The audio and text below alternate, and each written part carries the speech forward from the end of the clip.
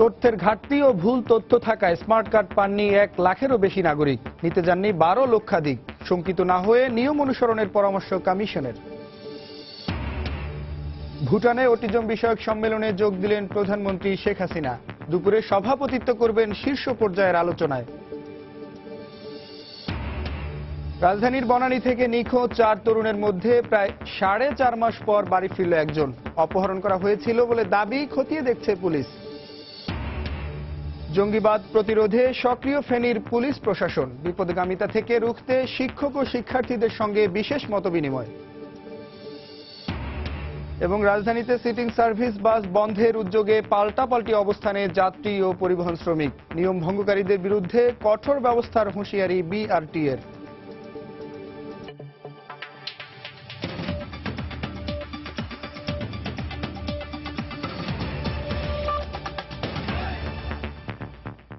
সময় সংবাদের সঙ্গে আছি আমি জুনায়দা।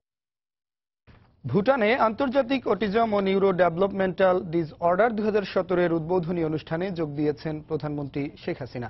সকাল 9টায় থিম্পুর রয়্যাল ব্যাংকুয়েট হলে এই অনুষ্ঠানের উদ্বোধন করা হয়।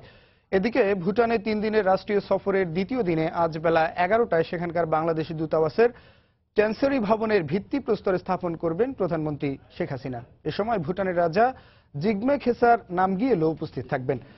এরপর দুপুর 2টায় অটিজম ও নিউরো বিষয়ক টেকসই উন্নয়ন শীর্ষক উচ্চ পর্যায়ের আলোচনা সভায় সভাপতিত্ব করার কথা রয়েছে বাংলাদেশের প্রধানমন্ত্রী। সেখানে অটিজম ও অন্য নিউরো ডেভেলপমেন্ট সমস্যার সমাধানে সক্ষমতার নানা দিক নিয়ে আলোচনা হবে। আর সন্ধ্যা 7টায় লিঙ্কানা প্যালেসে ভুটানের রাজা ও রানীর দেয়া নৈশ ভোজে অংশ নেবেন প্রধানমন্ত্রী শেখ হাসিনা।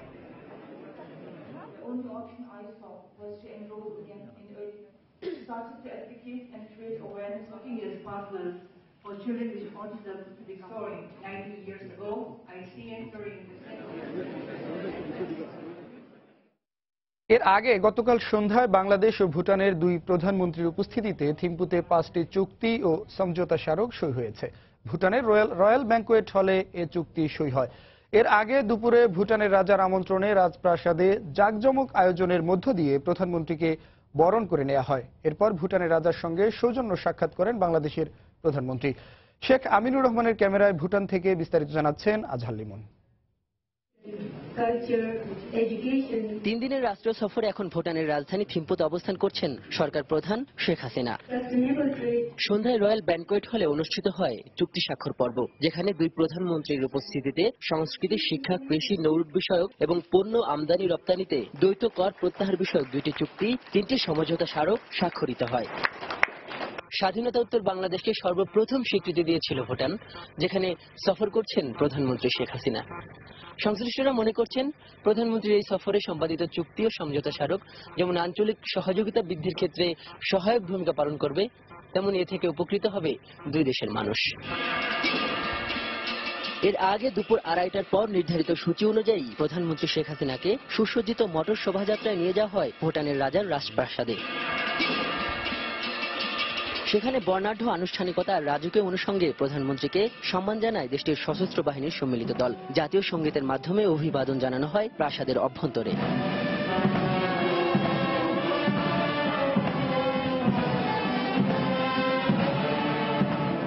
প্রাসাদে প্রধানমন্ত্রী শেখ হাসিনা সৌজন্য সাক্ষাৎ করেন ভুটানের রাজা জিগমে খেসার নামগিয়েল ওয়াংচুক ও রানীর সাথে। বেশ কিছু সময় একান্তে কথা বলেন তারা।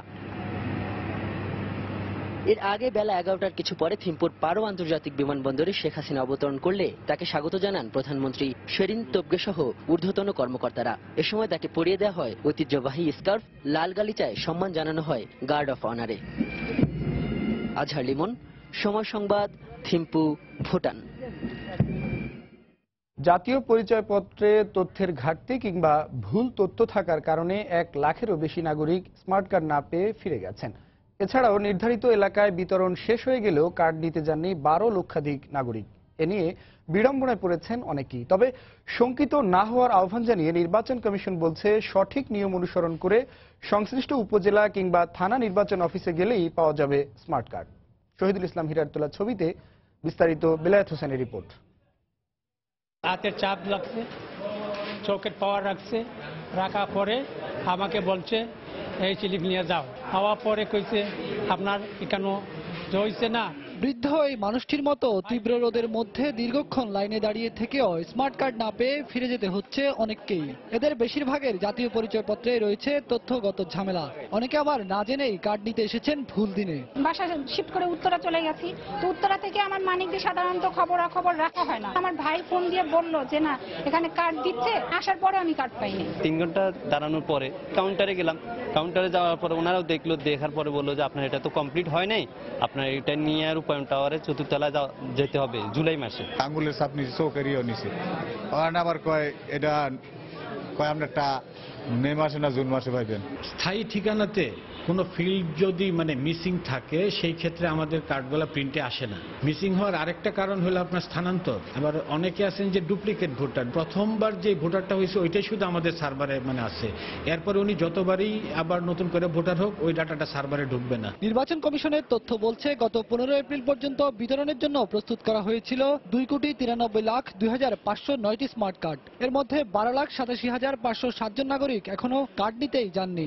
এছাড়া শুধু ঢাকা মহানগরীতে তথ্যগত সমস্যার কারণে কেন্দ্রে গিয়েও কার্ড পাননি 1,01,113 জন নাগরিক। উল্লেখযোগ্য এই সংখ্যক নাগরিকের হাতে পরে কিভাবে স্মার্ট কার্ড তুলে দেওয়া হবে প্রশ্ন ছিল নির্বাচন কমিশন সচিবের কাছে। যারা এই ডাটা মিসম্যাচের জন্য বা তথ্যগত কিছু অসম্পূর্ণতার জন্য আপনার যারা স্মার্ট কার্ড পায়নি তাদের জন্য ক্যাম্পে একটা নির্ধারিত ফর্ম ফিল আপ করে আইরিশ এবং 10 ফিঙ্গার দিয়ে পরবর্তীতে এটা হেড অফিস বা থানা অফিস থেকে তারা স্মার্ট কার্ড সংগ্রহ করতে পারে। যারা আসেইনি একবারে কেন্দ্রে তারা হেড অফিসে এসে 10 ফিঙ্গার এবং আইরিশ দিয়ে থানা অফিস থেকে সেটা সংগ্রহ করতে পারে। নির্বাচন কমিশন বলছে বিতরণের দিন যাতে ভোগান্তিতে না পড়তে হয় সেজন্য আগে থেকেই 105-এ কল দিয়ে কার্ড প্রিন্ট হয়েছে কিনা সে বিষয়টি নিশ্চিত হয়ে নিতে হবে। কুড়িগ্রামের দাসিয়ার চর দিয়ে শুরু হওয়া স্মার্ট কার্ড বিতরণ কার্যক্রম বর্তমানে চলছে ঢাকা, চট্টগ্রাম ও রাজশাহী সিটি কর্পোরেশনে। এরপর পর্যায়ক্রমে বিতরণ করা হবে বাকি সব সিটি কর্পোরেশন, পৌরসভা ও উপজেলায়। বিলায়েত হোসাইন, সময় সংবাদ, ঢাকা। রাজধানীর বনানী থেকে নিখোঁজ হওয়া 4 তরুণের মধ্যে বরিশালের মেহেদী হাসান 4 মাস 18 দিন পর বাড়ি ফিরেছে। জিজ্ঞাসাবাদের জন্য তাকে পুলিশ হেফাজতে নেওয়া হয়েছে। তবে এতদিন সে কোথায় ছিল কিছুই জানে না দাবি করলেও বিষয়টি খতিয়ে দেখছে পুলিশ। এদিকে আইনশৃঙ্খলা বাহিনীর সূত্র বলছে নিখোঁজদের মধ্যে সাফায়াত নামে একজন উগ্রবাদে উদ্বুদ্ধ হয়েছিল। তবে স্বজন ও এলাকাবাসীর দাবি মেধাবী ছাত্র মেহেদীর কোনো জঙ্গি সংশ্লিষ্টতা নেই। বরিশাল থেকে ফেরদৌস সোহাগের রিপোর্ট। গত 1 ডিসেম্বর বনানীর একটি রেস্তোরাঁর সামনে থেকে বন্ধু সুজন সহ রিকশা ঠিক করছিলেন মেহেদী। এ সময় কয়েকজন ব্যক্তি হঠাৎ সেখানে হাজির হয়ে জোরপূর্বক তাকে গাড়িতে তুলে নিয়ে যায়। এরপর তিনি কোথায় ছিলেন, কি করেছেন আর কারাই বা তাকে নিয়ে গেছে কিছুই বলতে পারেন না। সবশেষ মঙ্গলবার ভোরে নবীনগর রাস্তার পাশে তাকে অচেতন অবস্থায় ফেলে রেখে যাওয়া হয়। এমনটাই দাবি নিখোঁজ হওয়ার প্রায় 4.5 মাস পর বাড়ি ফেরা বরিশালের বাবুগঞ্জের মেহেদী হাসানের। এদিকে জিজ্ঞাসাবাদের জন্য তাকে হেফাজতে নিয়েছে পুলিশ। রাস্তা অন্ধকার ছিল, যে কেউ এসে তার হাত ধরেছে। হাত ধরার পর থেকে সে অজ্ঞান ছিল, এতদিনে সে কোনো কিছু বলতে পারেনি। সাভার নবীনগর এলাকায় একটি রাস্তার সাথে সে নিজেকে আবিষ্কার করেছে একটি গাছের সাথে হেলানো অবস্থায়। তারপর সে বাসে করে বাড়িতে চলে এসেছে। আর সে যেটা বলেছে আমরা তাকে জিজ্ঞাসাবাদ করতেছি, পরবর্তীতে বিস্তারিত বলা যাবে। এদিকে সেদিন নিখোঁজ হওয়াদের মধ্যে সাফায়াত উগ্রবাদে উদ্বুদ্ধ হয়েছিল বলে তথ্য রয়েছে আইন শৃঙ্খলা বাহিনীর কাছে। তবে মেহেদীর ব্যাপারে এলাকাবাসীর ধারণা পুরোটাই উল্টো। মেহেদী হাসান অত্যন্ত মেধাবী, নম্র, ভদ্র একটি ছেলে। সে অত্যন্তিক ভালো ছেলে, এ কোনো জঙ্গি হইতে পারে না। কারা কোথায় কি করছে এটা তো আমি, ছেলে তো অসুস্থ, আমি তো জিজ্ঞাসা করতে পারিনি। সে সুস্থ হোক, হওয়ার পরে জিজ্ঞাসাবাদ করিয়া তারপর দেখব। গত 1 ডিসেম্বর বনানীর একটি রেস্তোরাঁ থেকে 4 তরুণ একযোগে নিখোঁজ হন। এর মধ্যে মেহেদী ও সুজনের বাড়ি বরিশালের বাবুগঞ্জ উপজেলায়। মেহেদী ফিরলেও সুজন এখনো নিখোঁজ। নিখোঁজের পর 2 ও 3 ডিসেম্বর বনানী থানায় আলাদা 2টি ডায়েরি করেন তাদের স্বজনরা।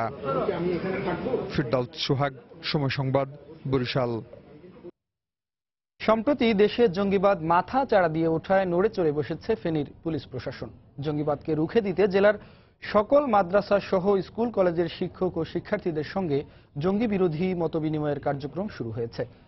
পুলিশ বলছে তাদের এই উদ্যোগ সফল হলে বিপথগামীদের অপতৎপরতা বাধাগ্রস্ত হবে, নিয়ন্ত্রিত হবে জঙ্গি কর্মকাণ্ড। মীর হোসেন রাসেলের ক্যামেরায় আতিয়া সজলের রিপোর্ট। হাসান প্রথম বানিয়েছে আইল তোমরা কোন থাকবে যে আমরা ভাই 2জন আছি, আর বোন জামাই আছে, আর বোন একজন আছে, ছোট বাচ্চা একটা আছে বোনের। ফেনী শহরের রামপুর সওদাগর বাড়ির এই বিল্ডিং এর মালিক ইব্রাহিম মিয়া জানালেন কি কৌশলে জঙ্গি হাসান তার কাছ থেকে বাসা ভাড়া নিয়ে কয়েকদিন অবস্থান করে আবার পালিয়ে যায়। পুলিশ জানায় এই হাসানি মিরসরাই জঙ্গি আস্তানাটিও একই কৌশলে বাড়ির মালিকের কাছ থেকে ভাড়া নিয়েছিল। ফেনীর পাশের দুই জেলা কুমিল্লা এবং চট্টগ্রামের মিরসরাই ও সীতাকুণ্ডে জঙ্গিদের সক্রিয় তৎপরতার সাথে জড়িতদের একটি অংশ ফেনীতেও বাসা ভাড়া নিয়ে অবস্থান নেওয়ার তথ্য মিলেছে আইনশৃঙ্খলা বাহিনীর কাছে।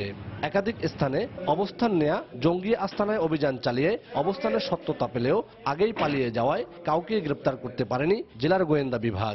সত্যি এখানে ভাড়া নিয়ে অবস্থান করছিল, কিন্তু পুলিশের তৎপরতার কারণে তারা এলাকা থেকে রাতের অন্ধকারে সটকে পড়ে। এমন অবস্থায় নড়ে চড়ে বসেছে ফেনীর জেলা পুলিশ প্রশাসন। এ বিষয়ে সচেতন করতে জেলার বিভিন্ন শিক্ষা প্রতিষ্ঠানের শিক্ষক ও শিক্ষার্থীদের সাথে মত বিনিময় সহ নানা পদক্ষেপ নিয়েছে পুলিশ। স্কুল কলেজের ছাত্রছাত্রীর মাধ্যমে যদি সচেতন হওয়া যায়, আমরা মনে করি যারা জঙ্গিবাদের সাথে জড়িত হচ্ছে তাদেরকে এই পথ থেকে ফিরিয়ে আনা সম্ভব। আমাদের শক্তির প্রয়োজন, যে শক্তি মেধা, মনন এবং মানসিক শক্তি, সেই জায়গাটাতে আমরা স্কুল কলেজের ছাত্রছাত্রীদেরকে বেছে নিচ্ছি।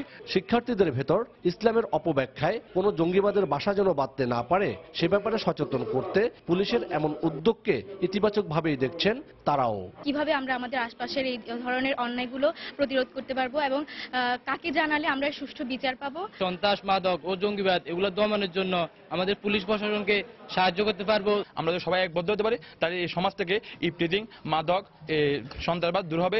স্কুল কলেজ মাদ্রাসা ছাড়াও জেলায় 1998টি মসজিদে জঙ্গিবাদ বিরোধী বয়ান দিতে ইমামদের প্রতি নির্দেশনা রয়েছে বলে জানিয়েছে আইন শৃঙ্খলা বাহিনী।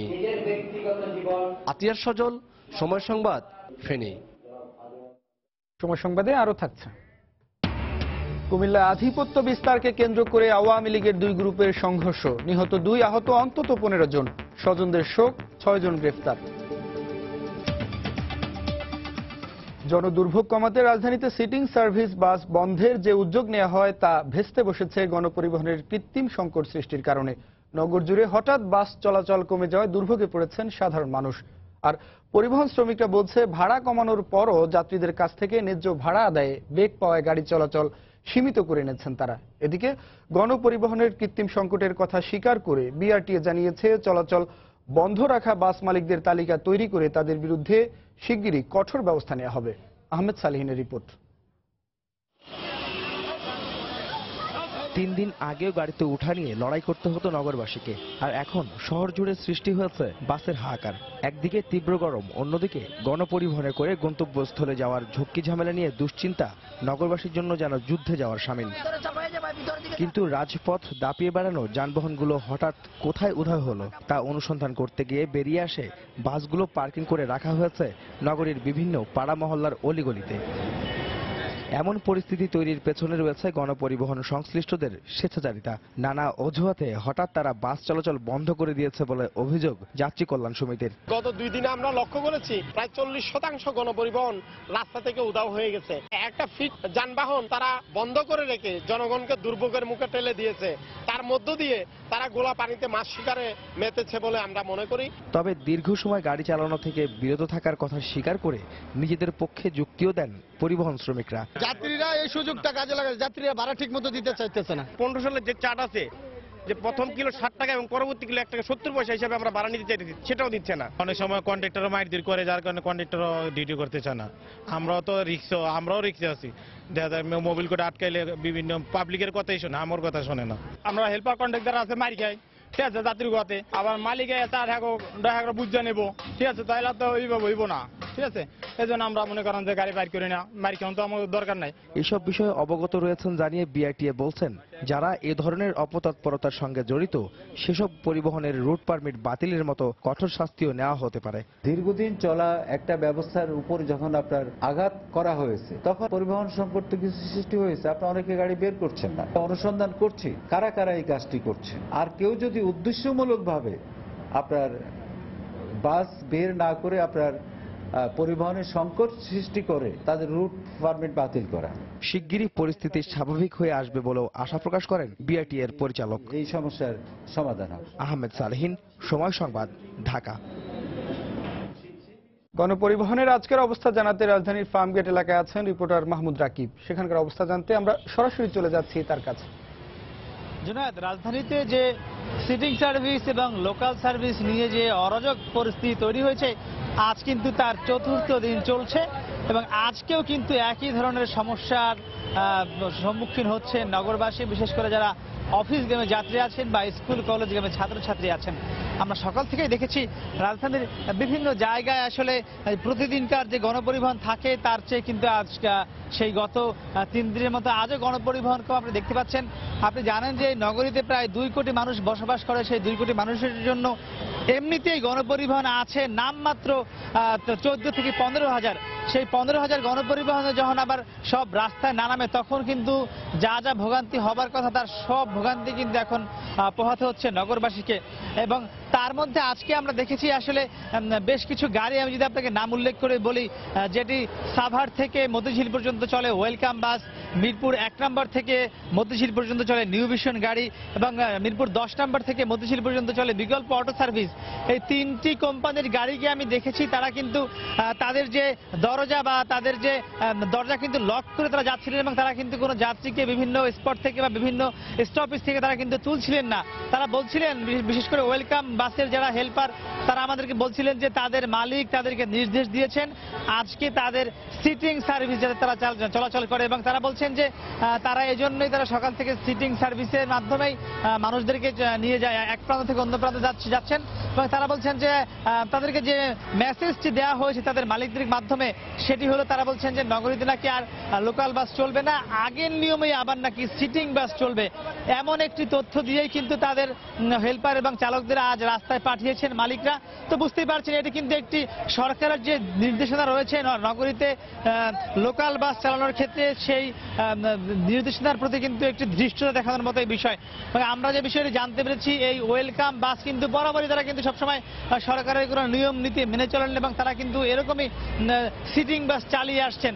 এবং আমরা কিন্তু জানতে পেরেছি এই ওয়েলকাম বাসের যিনি মালিক তারাও কিন্তু বেশ প্রভাবশালী একটি সংগঠনের নেতাও রয়েছেন এই ওয়েলকাম বাসের মালিকদের মধ্যে। তো সব মিলিয়ে বুঝতেই পারছেন যে এই যে লোকাল বাস এবং সিটিং বাস মিলিয়ে যে একটি ভোগান্তি তৈরি হয়েছে পুরো রাজধানী জুড়ে, সেই ভোগান্তি থেকে কিন্তু সাধারণ মানুষ নগরবাসী কোনোভাবেই মুক্তি মিলছে না। একদিকে লোকাল বাসের নামে অতিরিক্ত যাত্রী বহন করছে বাসের চালকরা এবং হেল্পাররা, এর পাশাপাশি তারা কিন্তু ভাড়া যখন নিচ্ছেন তা কিন্তু নিচ্ছেন অতিরিক্ত ভাড়া, অর্থাৎ সিটিং ভাড়া নিচ্ছেন। তো মোটামুটি বুঝতেই পারছেন এই ভোগান্তি শেষ করার জন্য আজকে বিকালে একটি বৈঠক করার কথা রয়েছে সেতু ও পরিবহন মন্ত্রী ওবায়দুল কাদেরের সঙ্গে, বিআরটিএ এবং বাস মালিকদের সঙ্গে। দেখা যাক সেই বৈঠকে কোনো সমাধান আসে কিনা। তা আমার কাছে জুনায়েদ এই ছিল সবশেষ খবর রাজধানীর সিটিং বাস এবং লোকাল বাসের ভোগান্তির বিষয়। জুনায়েদ। দর্শক, সরকারিভাবে গণপরিবহন বন্ধে, সিটিং সার্ভিস বন্ধের আজকে 4র্থ দিন ছিল, তবে সেখানে আমরা দেখছি যে আসলে সাধারণ পরিবহন মালিকরা সেই বিষয়টি মানছেন এবং সেই খবরে জানাচ্ছিলেন আমাদের সহকর্মী মাহমুদ রাকিব ফার্মগেট এলাকা থেকে। দর্শক, ভুটানে অনুষ্ঠিত আন্তর্জাতিক অটিজম ও নিউরো ডেভেলপমেন্টাল ডিসঅর্ডার 2017 এর উদ্বোধনী অনুষ্ঠানে কিছুক্ষণের মধ্যে বক্তব্য রাখবেন প্রধানমন্ত্রী শেখ হাসিনা। আমরা সরাসরি চলে যাচ্ছি সেই অনুষ্ঠানে।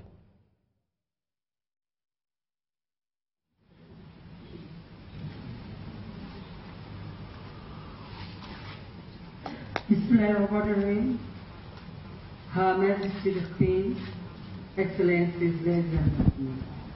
Assalamu alaikum and a very good morning to you. First of all, I thank to the King, His Majesty the King of Bhutan, and also thanks to the Royal Government of Bhutan to hold this conference, the International Conference on Autism and Neurodevelopment Disorders. I thank to the Prime Minister of Bhutan for a kind word about Bangladesh and Your Excellency, you remind us some historical facts, and thank you very much for your kind words.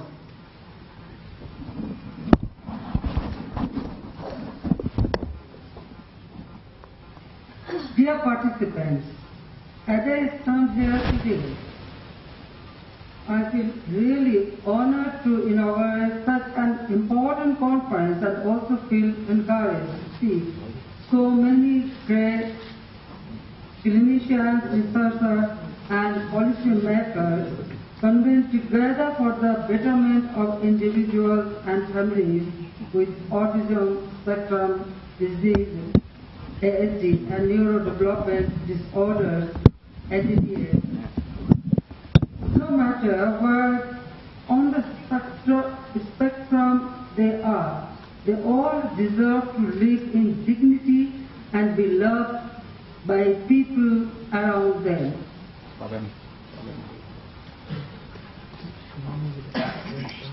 Since its clinical recognition as developmental disorder in 1944, ASD continues to be a significant health issue around the world today. WHO epidemiological data estimates the global prevalence of ASD is to be 1 in 160 based on studies conducted over the past 50 years. ASD can be termed as the fastest growing serious developmental disability. This warrants us to look at the core issues related to ASD comprehensively. First, we need to recognize that children with ASD and other NDDs need specific educational intervention. It is of utmost importance to create education systems that would cater to their different and unique learning needs while ensuring access by them to general education systems. Second, in light of the main mantra of the 2030 SDGs, leaving no one behind, persons with disabilities are included in goals 3, 4, 8, 11 and 17. We all are committed to promoting physical and mental health and well-being for all. Subsequently, the UN members have recognized this as a major challenge for sustainable development. Third, the issue of ASD and NDD also impacts national economy as 80% of adults with ASD can remain unemployed, creating appropriate employment for people with autism entities in line with SDG target 8.5. Therefore, is in of few known for development. Moreover, worldwide, people and families with ASD are often subject to stigma, discrimination, and human rights violations. Very recently, two UN human rights experts called for an end to this discrimination and said that persons with ASD should be embraced, celebrated, and respected as part of human diversity. Your Majesty, ladies and gentlemen, incorporating disability and autism into the mainstream national development agenda is one of our priority areas. We have integrated it in the national 7th five-year plan for 2016 to 2021. For the first time, our nationwide Dhaka মহানগর বিএনপিকে উত্তর ও দক্ষিণ এই দুই ভাগে ভাগ করে আংশিক কমিটি ঘোষণা করেছে বিএনপি। মঙ্গলবার রাতে দলটির সিনিয়র যুগ্ম মহাসচিব রুহুল কবির রিজভী স্বাক্ষরিত প্রেস বিজ্ঞপ্তিতে আংশিক কমিটির তালিকা প্রকাশ করা হয়। নতুন কমিটিতে ঢাকা মহানগর দক্ষিণের সভাপতি হিসেবে দায়িত্ব পেয়েছেন ছাত্রদল ও স্বেচ্ছাসেবক দলের সাবেক সভাপতি ও বিএনপির কেন্দ্রীয় যুগ্ম মহাসচিব হাবিবুন্নবী খান সোহেল। ঢাকা মহানগর উত্তরের সভাপতি মনোনীত হয়েছেন আব্দুল কাইয়ুম। আর এই দুই কমিটিতে সাধারণ সম্পাদক পদে দায়িত্ব পেয়েছেন যথাক্রমে কাজী আবুল বাশার ও আহসানুল্লাহ হাসান। ঢাকা মহানগর দক্ষিণের ঘোষিত আংশিক কমিটি 70 সদস্যের আর উত্তরের কমিটি 64 সদস্য বিশিষ্ট। প্রেস বিজ্ঞপ্তিতে দুই কমিটিকে আগামী 1 মাসের মধ্যে পূর্ণাঙ্গ কমিটি গঠনের নির্দেশ দেওয়া হয়েছে।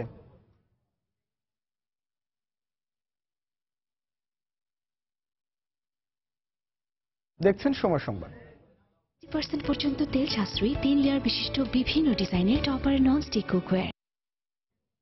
কুমিল্লায় আধিপত্য বিস্তারকে কেন্দ্র করে আওয়ামী লীগের দুই গ্রুপের সংঘর্ষে ফারুক ও সাইদুর নামে দুজন নিহত হয়েছেন। আহত হয়েছেন অন্তত 15 জন। গতকাল রাতে মুরাদনগর রহিমপুর এলাকায় এই সংঘর্ষ হয়। পুলিশ জানায়, দীর্ঘদিন ধরে মুরাদনগরে আধিপত্য বিস্তার নিয়ে স্থানীয় আওয়ামী লীগ নেতা ও ইউপি সদস্য আলী আশরাফ এবং আলাউদ্দিন আনিস গ্রুপের মধ্যে বিরোধ চলছিল। গতকাল রাতে তারই জেরে রহিমপুর এলাকায় উভয় পক্ষের সমর্থকরা ধারালো অস্ত্র নিয়ে সংঘর্ষে জড়িয়ে পড়ে। এ সময় অন্তত 17 জন গুরুতর আহত হন। স্থানীয়রা তাদেরকে উদ্ধার করে মুরাদনগর উপজেলা স্বাস্থ্য কমপ্লেক্সে নিয়ে গেলে আশরাফ গ্রুপের দুই সমর্থক ফারুক ও সাইদুর রহমানকে মৃত ঘোষণা করেন কর্তব্যরত চিকিৎসক। পরিস্থিতি নিয়ন্ত্রণে রাখতে এলাকায় অতিরিক্ত পুলিশ মোতায়েন করা হয়েছে। এদিকে নিহত দুজনের বাড়িতে চলছে শোকের মাতম। সন্তান হারানোর বেদনায় স্বজনদের আহাজারিতে ভারী হয়ে উঠছে আশপাশের পরিবেশ। আগে যারা বিএনপি বা অন্য দল ছিল তারা বিএনপি আওয়ামী লীগে যোগ দিছে, নতুন পুরান আওয়ামী লীগের সাথে যোগ দিয়া তাদের সাথে ভিন্ন করে এই হত্যাকাণ্ডটা করছে। কল দিয়ে নিছে যে ডেজার্টে নাকি কোনো সমস্যা আছে। তারপর আমার ভাই যাওয়ার পরে আমার ভাইয়ের উপর আক্রমণ চালাইছে। আমার ভাইয়ের বিচার, খুনির উত্তর বিচার চাই আমরা।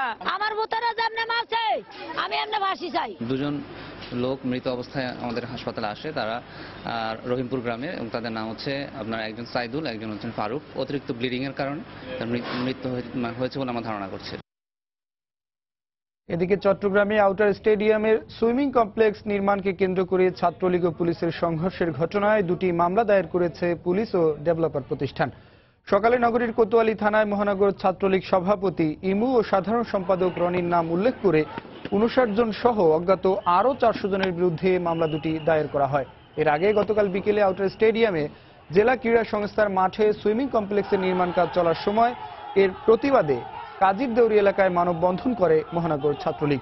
পরে তারা সড়ক অবরোধ করে বিক্ষোভ সমাবেশ করতে চাইলে বাধা দেয় পুলিশ।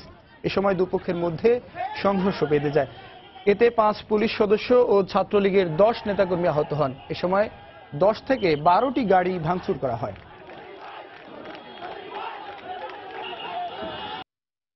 প্রতিষ্ঠার 11 বছর পরে ময়মনসিংহের জাতীয় কবি কাজী নজরুল ইসলাম বিশ্ববিদ্যালয়ে প্রথমবারের মতো সমাবর্তন অনুষ্ঠান অনুষ্ঠিত হতে যাচ্ছে। বিকেলে অনুষ্ঠিত এই সমাবর্তনে সভাপতিত্ব করবেন বিশ্ববিদ্যালয়ের আচার্য রাষ্ট্রপতি মোহাম্মদ আব্দুল হামিদ। সমাবর্তন অনুষ্ঠানে নির্বিঘ্ন সম্পন্ন করতে বিশ্ববিদ্যালয় ও এর আশপাশের সব ধরনের নিরাপত্তা ব্যবস্থা জোরদার করা হয়েছে। সমাবর্তনে বিশ্ববিদ্যালয়ের বিভিন্ন বিভাগের স্নাতক ও স্নাতকোত্তর পর্যায়ের 1396 জন গ্র্যাজুয়েটকে আনুষ্ঠানিক সনদপত্র দেয়া হবে। এছাড়া কৃতিত্বপূর্ণ ফলাফল অর্জনকারী 32 জন শিক্ষার্থী পাবেন স্বর্ণপদক।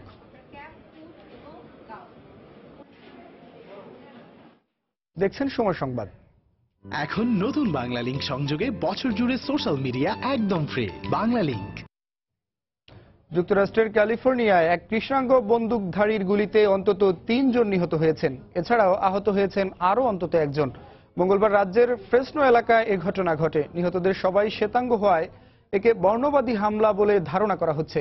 এ ঘটনার পরপরই সন্দেহভাজন বন্দুকধারীকে গ্রেফতার করেছে পুলিশ। গ্রেফতারকৃত ওই ব্যক্তির নাম কোরি আলী মোহাম্মদ বলে পুলিশের পক্ষ থেকে জানানো হয়। মাত্র 90 সেকেন্ডের ব্যবধানে হামলাকারী অন্তত 16 রাউন্ড গুলি ছোড়ে বলেও জানায় পুলিশ।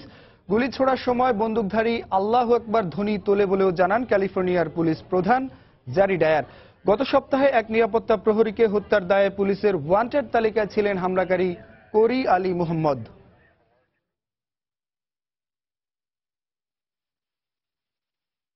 এ পর্যায়ে শীর্ষ সংবাদ জানিয়ে দিচ্ছি আরেকবার। প্রতিবন্ধীদের জীবনমান উন্নয়নের বিষয়টি প্রথমবারের মতো অন্তর্ভুক্ত করা হয়েছে বাংলাদেশের 5ম বার্ষিকী পরিকল্পনায়। ভুটানে অটিজম বিষয়ক সম্মেলনে প্রধানমন্ত্রী। তথ্যের ঘাটতি ও ভুল তথ্য থাকায় স্মার্ট কার্ড পাননি 1 লাখেরও বেশি নাগরিক। নিতে যাননি 12 লক্ষাধিক। শঙ্কিত না হয়ে নিয়ম অনুসরণের পরামর্শ কমিশনের। রাজধানীর বনানী থেকে নিখোঁজ 4 তরুণের মধ্যে প্রায় 4.5 মাস পর বাড়ি ফিরল একজন। অপহরণ করা হয়েছিল বলে দাবি, খতিয়ে দেখছে পুলিশ। জঙ্গিবাদ প্রতিরোধে সক্রিয় ফেনীর পুলিশ প্রশাসন। বিপদগামিতা থেকে রুখতে শিক্ষক ও শিক্ষার্থীদের সঙ্গে বিশেষ মতবিনিময়। এবং রাজধানীতে সিটিং সার্ভিস বাস বন্ধের উদ্যোগে পাল্টাপাল্টি অবস্থানে যাত্রী ও পরিবহন শ্রমিক। নিয়ম ভঙ্গকারীদের বিরুদ্ধে কঠোর ব্যবস্থার হুঁশিয়ারি বিআরটি এর। এই ছিল এখনকার মতো। যে কোনো খবর পেতে ভিজিট করুন সময়নিউজ.tv। যে কোনো বাংলা লিংক ও রবি নম্বর থেকে সময় সংবাদের খবর অনুষ্ঠান সম্পর্কে জানতে এবং যে কোনো তথ্য সময় সংবাদকে জানাতে ডায়াল করুন 16242 নম্বরে। এছাড়া এইমাত্র পাওয়া খবর মোবাইলে পেতে SMS করুন *BN লিখে পাঠিয়ে দিন 16242 নম্বরে। সঙ্গে থাকুন সময়।